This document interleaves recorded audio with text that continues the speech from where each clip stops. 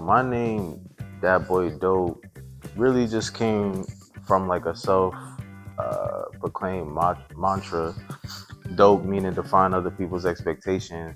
Oftentimes, when people put expectations on you, it comes with limitations. So my whole thought process was just to like live in this limitless world of creation.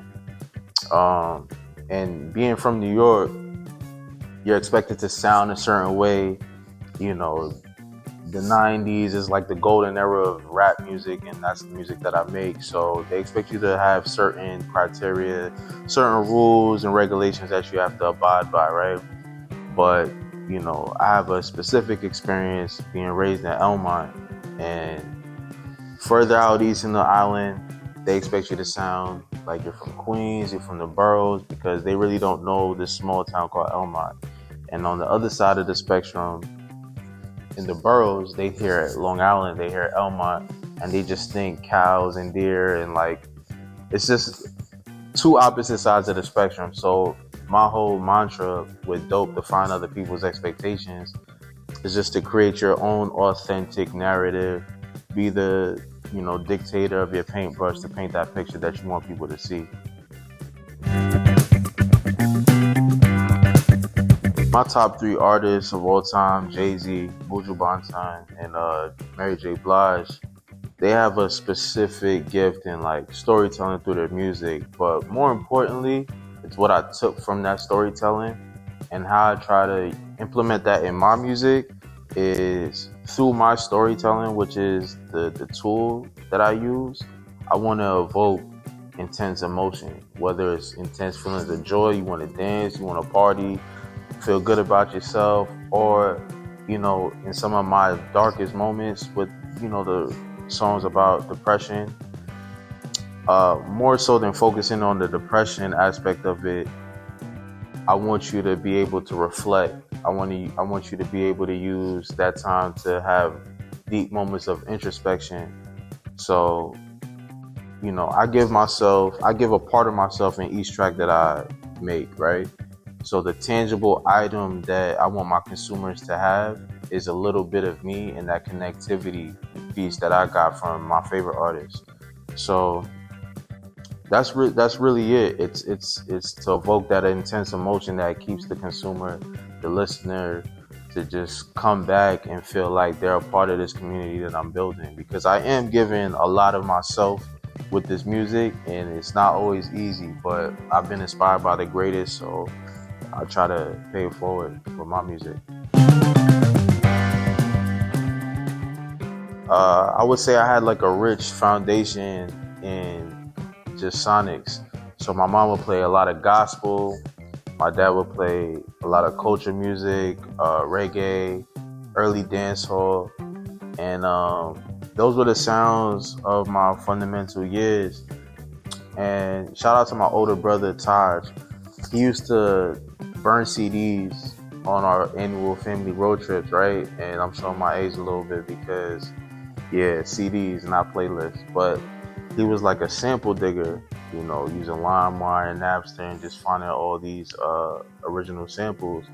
So like the popular hits in the late 90s and the early 2000s, my brother would go back and find the original sample and create these CDs where the original sample would play and then the current hit would play. And that was like a big influence in me just paying attention to what I'm hearing.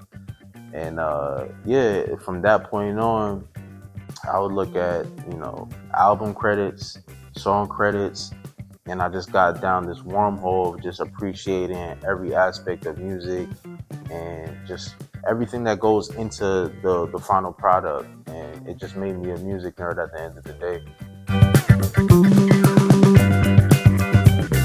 I dropped my debut album independently in 2019 called Reroute. And I've been making music since like 2011. Reroute was exactly the embodiment of what I was living at that time.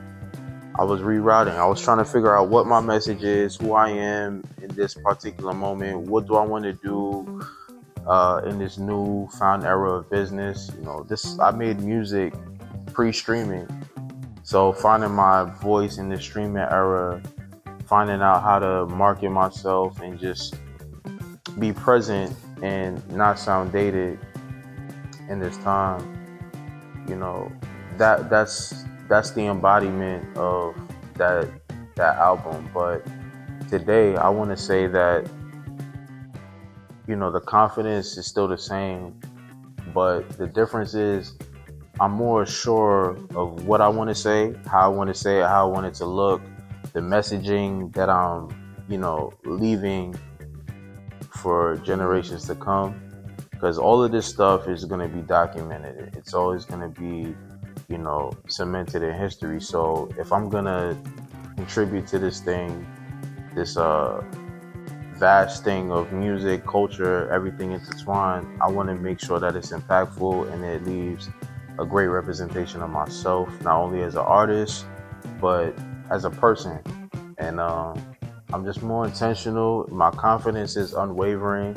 I feel good about myself. I feel great about everything that I'm doing. And that's the difference. It's just an unwavering confidence.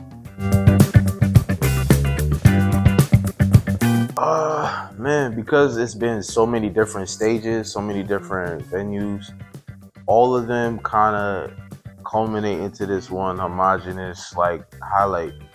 And some of these venues that you mentioned, they don't exist anymore, like Santos Party House, Webster Hall. The fact that I was able to have my moment on those stages, nobody could ever take that from me. So that's a highlight, right? And even like current stages like 1145 in Atlanta, SOBs in the city, I had my moment there, so nobody could take that from me. Like, there's gonna be more moments to come, and that's something that I'm looking forward to, like making more highlights across the nation, across just the universe, because I feel like music could take you anywhere.